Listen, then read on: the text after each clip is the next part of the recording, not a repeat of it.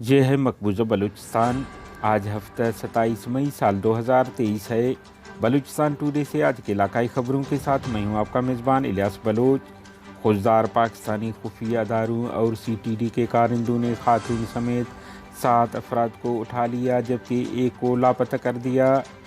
قلہ Saif Ullah deputy director زراعت عطاء اللہ کے خاندانی ذرائع کے مطابق وہ گزشتہ روز سے لاپتہ ہیں جنہیں مسلح افراد نے اغوا کر لیا ہے۔ مشکے اور پنجگور میں حملوں کی ذمہ داری قبول کرتے ہیں بی ایل ایف۔ پنجگور اور تربت میں فورسز چوکیوں پر راکٹ حملے۔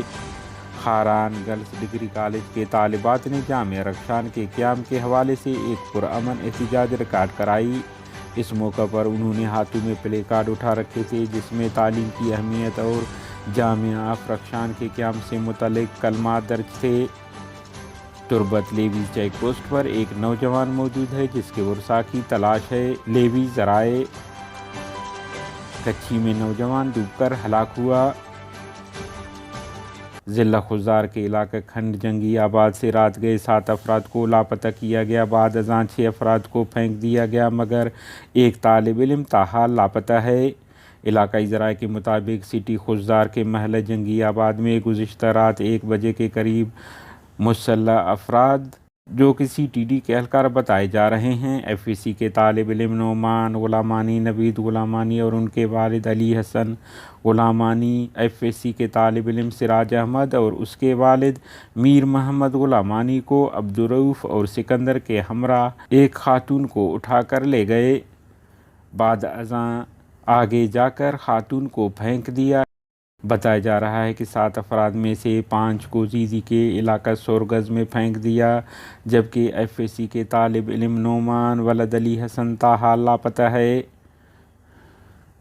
بلوچستان لبریشن فرنٹ کے ترجمان میجر گوہرام بلوچ نے جاری بیان میں کہا ہے کہ سرمچاروں نے مشکے میں فوجی چوکی، ڈیتھ اسکواڈ اور گچک میں یو فون ٹاور پر حملہ کر دیا ہے۔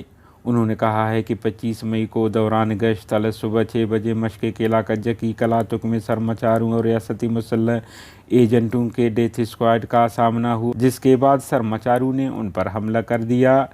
اس حملے کے بعد پاکستانی فورسز کے زمینی اور فضائی آپریشن شروع ہوئی جس میں انہوں نے منجو کے مقام پر کمانڈوز اتار دیے اور جارحیت شروع کی۔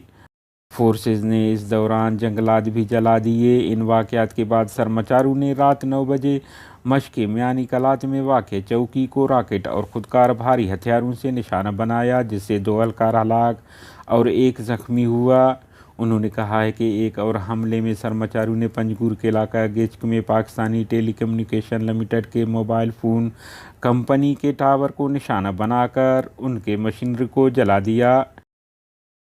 پنجگور گریڈ اسٹیشن کے مقام پر قائم پاکستانی فورسز کے چوکی جبکہ ادھر تربت آبسر میں شہید حیات بلوچ چیک پوسٹ پر نامعلوم سمت سے 3 راکٹ فائر کیے گئے تاہم کوئی نقصان نہیں ہوا ہے۔ تربت لیویز چیک پوسٹ کے ساکھ نے جاری بیان میں کہا ہے کہ ایک نوجوان پچھلے 3 روز سے چیک پوسٹ پر موجود ہے جس کا ذہنی حالت درست نہیں، اپنے علاقہ اور نام بھی نہیں بتا پا رہا ہے۔ جو اس کو جانتا ہو تربت لیویز سے رابطہ کرے۔ ادھر کچھی بولان میں سراج آباد کے قریب پکنک منانے کے لیے آئے ہوئے جیکوب آباد کا ایک 18 سالہ نوجوان ثناء اللہ ولد عبدالرحیم مری پانی میں ڈوب کر ہلاک ہوا ہے۔